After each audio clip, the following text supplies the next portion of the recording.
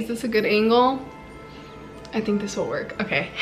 What is going on, guys? It's Daniela and welcome back to my channel. As many of you know by now, it is already October. Today is actually October 1st. I'm so freaking excited that it's October. You know what that means? That means that the holidays are starting. And what's the season right now? Say it with me. Spooky season. That's why I'm wearing little devil ears and this little top that I got at Walmart. So my shirt says, I can't read it.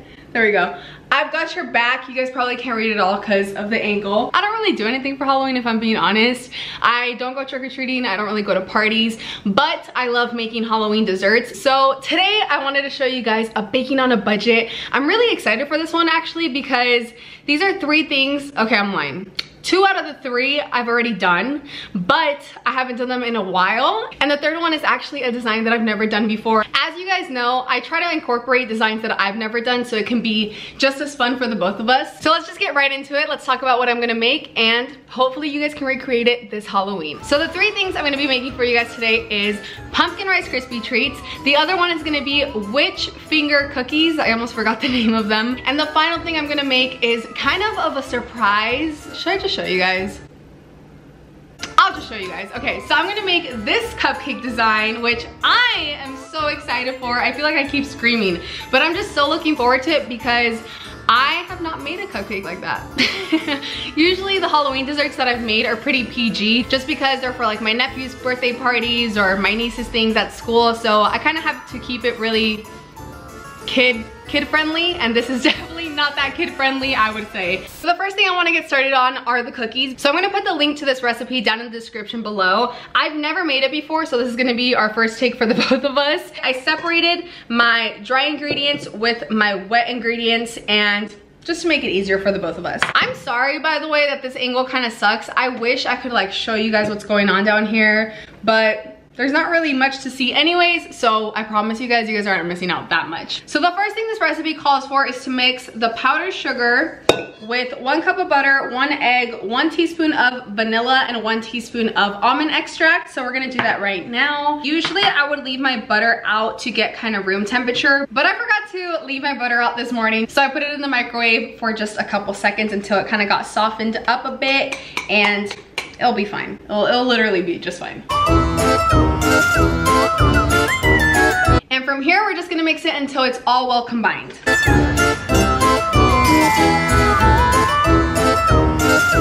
Whew, the lights are always super hot when I have them up, my studio lights, so I'm gonna start sweating in a second because it's getting warm. The next step after this is to add our dry ingredients, which is our flour, our baking powder, our salt, and I believe that was it. So we're gonna put that in our bowl. And once again, combine that.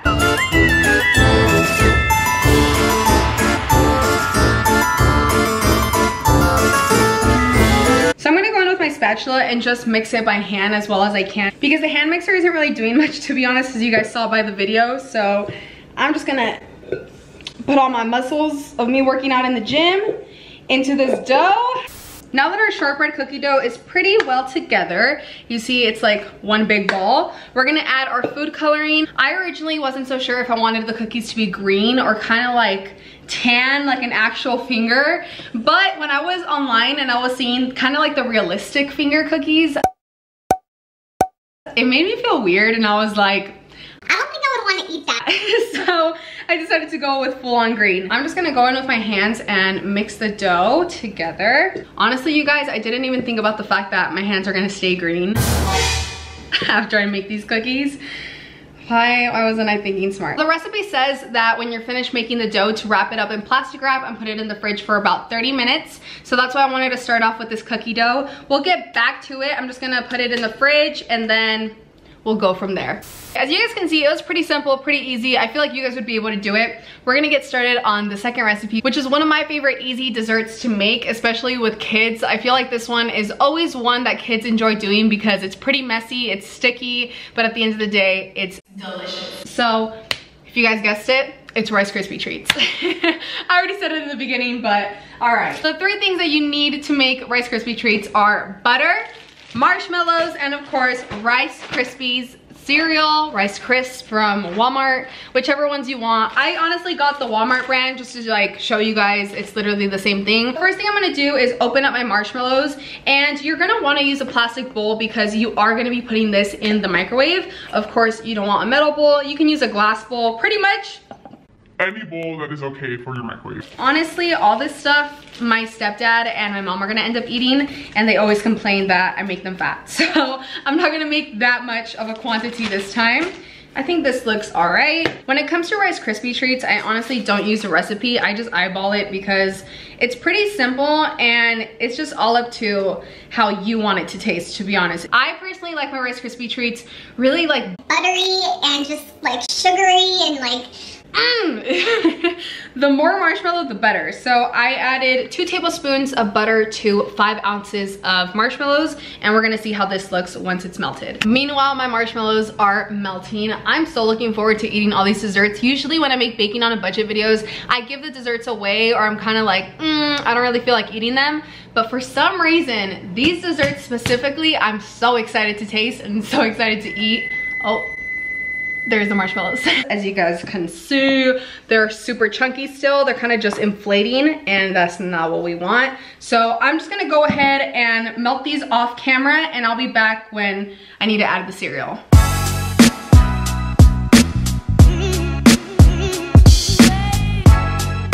Okay, so I went ahead and I finished making the Rice Krispie treats. I pretty much just added, I would say maybe double of what you guys saw from the beginning, and now it's at a good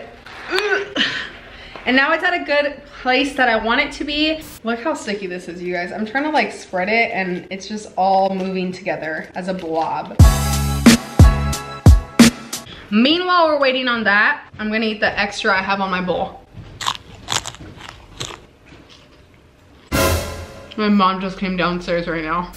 So we took our little break and we're back. So there's 2 things that I realized I just messed up on. One, I stained my favorite sweatpants. I don't know if you guys can see, but there's some green dye over here. So we're gonna have to figure that out when I finish filming. And the second thing is, I didn't dye the Rice Krispie treats orange. I really wanted to dye them orange because I'm cutting them as little pumpkins. So what I'm gonna try to do right now is dye the Rice Krispie treats how they are right now. I don't know how that's gonna work out because I'm gonna do my best to not crush them, but we'll just see. We'll just see what happens.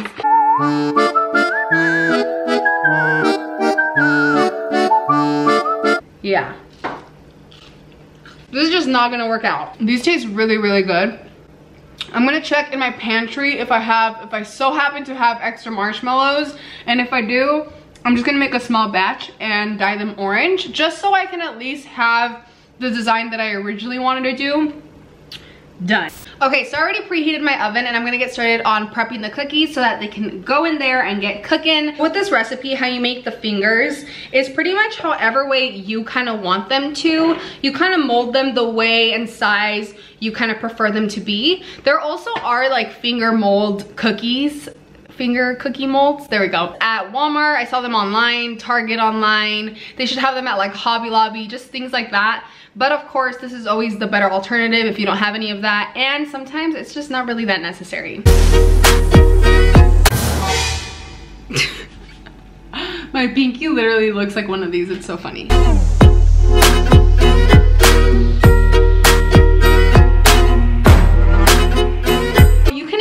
Just grab any type of toothpick, a stick, maybe even a fork.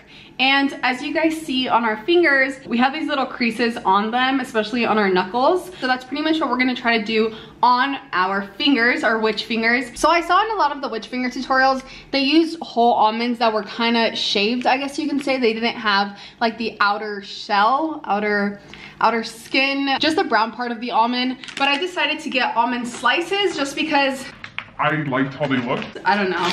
I thought it would look a lot better and it wouldn't be so chunky on the cookie. So with the pointy side of the almond, I'm gonna face it towards the front of the finger as if it is a fingernail, of course. Holy shit, these already look like fingers. So I decided to pick up the camera because bending down was not the move. Okay, so this is pretty much where we're at with our cookies. I'm not so sure if you can see the little details that I added. You could kind of see them there. I'm hoping when I put them in the oven, they don't inflate or spread because they're already some pretty thick witch fingers. But we're gonna plop this in the oven, leave them in there for about 20 to 25 minutes, and then I'll get back to you guys on how they look. We are in a different part of my kitchen now, and that is because we are going to be making the broken glass section part of our cupcake. The only thing I will say you might not have that this recipe does need is a candy thermometer. I got mine, I believe, for $8, $5 or $8 at Walmart, so they're pretty affordable if you need it.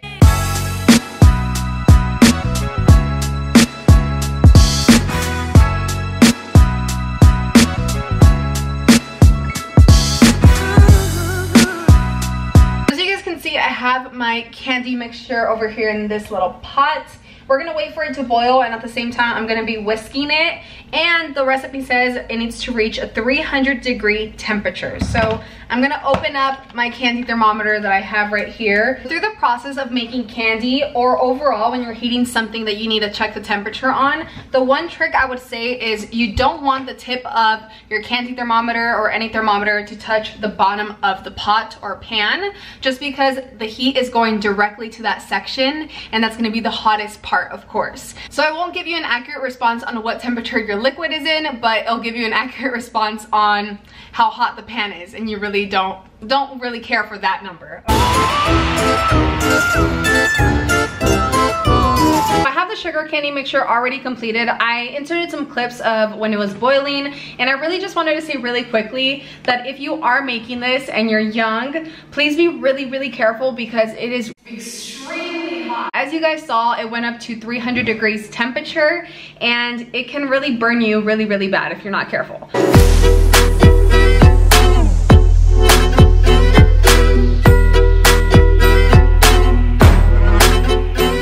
I'm gonna frost our cupcakes with a really simple design, which is the swirl design. I always show this on all my baking on a budgets. If you haven't seen how to do it, you can definitely go back to, I believe, the first and second one. I show you guys a tutorial on how to do a swirl, but right now I'm just gonna do a little montage and kind of speed up the process a bit.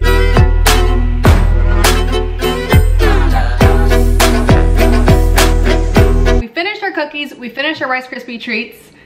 I missed my finger on that part. And now we just gotta finish our final decoration on our cupcakes. So I'm gonna pull out the sugar candy from the freezer, and we're gonna break it apart, add it on top of our cookies, and apply our candy blood spray. I've never used this before, so I really don't know how it's gonna look. Hopefully it looks cool. I'm kind of scared on the taste too, because let me taste it. Ooh. That kind of tastes like cough syrup. I'm gonna be honest with you before I finish this. I've been filming since, I believe, 1 o'clock, 1:30, and it's 5:30 right now. It's been 4 hours of filming, but it's totally worth it because everything is turning out really cute, even though, I'm not gonna lie, it's kind of botched. A lot of the things are not exactly how the picture looked like, but I know if I put a little bit more effort, it could have turned out exactly the same. It's just been a long day, but we came to the end of this video. You guys have made it, I've made it, so it's all good, it's all good. We gotta stay positive.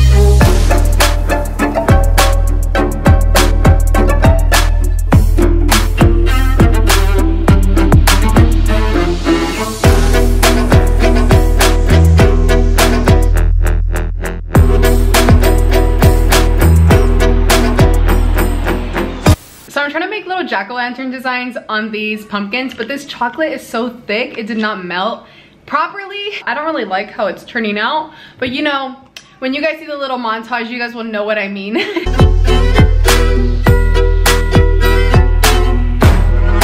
Guys, look at this. Oh my goodness, I tried, okay? It's been a long day. This low-key looks like salt and pepper on a pumpkin, and this, I tried. That's all I can say. This is the final look for the witch fingers, just in case I didn't show a good preview in the video. They're chunky, they're pretty chunky. And these are the glass cupcakes. These are pretty dope, I'm not gonna lie. If the blood looked a little bit darker, I think it would look a lot better, but overall, I think the cupcakes took the win. We have finally made it to the end. It has been a long 4 to 5 hours of filming, but we have done it successfully. One thing that I wanna say real quick, while I was doing the glass cupcakes, even though it wasn't real glass, that sugar was so sharp. So make sure you add really big chunks to your cupcakes so that your guests don't get hurt. But I hope you guys enjoyed this video. I love you guys so much. Like, comment, and subscribe if you're new. Turn on your post notifications, and I'll see you next time. By the way, if I sound brushed on my outro, it's because my camera's about to die. But I love you guys so much. See you guys soon.